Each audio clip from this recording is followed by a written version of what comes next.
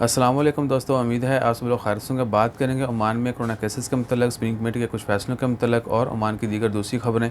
आज 16 मई 2021 इतवार का दिन है। पिछले 5 दिन में 11 मई से लेकर 15 मई तक यानी छुट्टियों के दौरान कोरोना के केस अनाउंस नहीं किए जाते, इसलिए 5 दिन के केसेस हैं।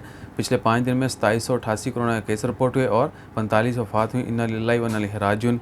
ओमान में कोरोना से वफ़ात पाने वालों की कुल तादाद 2193 है, जबकि कोरोना केसेस की कुल तादाद 2,05,501 है और सेहतयाब होने वालों की कुल तादाद 1,90,342 है। दुआ करें अल्लाह ताला तमाम मरीज़ों को शिफाए कामिला अता फरमाए। जितने भी लोग वफ़ात पा चुके हैं अल्लाह ताला उनकी मग़फ़िरत फरमाने के वाकिन को सब्र व जमील अता करे। इसके अलावा है जी ओमान में समुद्री तूफ़ान का ख़दशा था, लेकिन अल्हम्दुलिल्लाह वो ओमान जो है इससे सेफ़ है, लेकिन इंडियन ओशन की तरफ उसका रुख है और हो सकता है मुंबई या दीगर जो स्टेट्स हैं वहाँ पर वो हिट करे। दुआ कर अल्लाह ताला तमाम लोगों को महफूज रखे।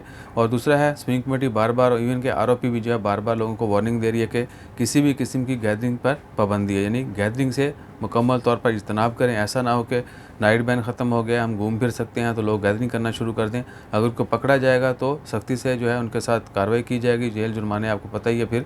तो कोशिश करें कि अभी तक जो है इन तमाम मामला से दूर रहें। इवन के जितनी भी फ़नरल की जो भी तकरीबात होती हैं, किसी का जनाज़ा है तो उसमें भी मिनिमम से मिनिमम लोगों को शामिल होने की हिदायत दी गई हैं और शादी ब्याह या दीगर तकरीबात जो हैं वो भी मिनिमम से मिनिमम जो है पार्टिसिपेट करने का ऐलान किया गया है। तो कोशिश करें कि हर तरह की जो है वो फॉलो करते रहें कानून को। ऐसा ना हो कि बिल्कुल ही यानी रोटी दे चक्कर च बंदा किते जावे तो फड़िया जावे। तो कोशिश करें कि महफूज रहें। और दोपहर में जो है एक बड़ा अफसोसनाक वाक़या हुआ, एक बिल्डिंग में जो है एक्सीडेंट की वजह से 2 लोग जो हैं वो काफ़ी ज़ख्मी हैं। अल्लाह ताला उनको सेहतयाब करे।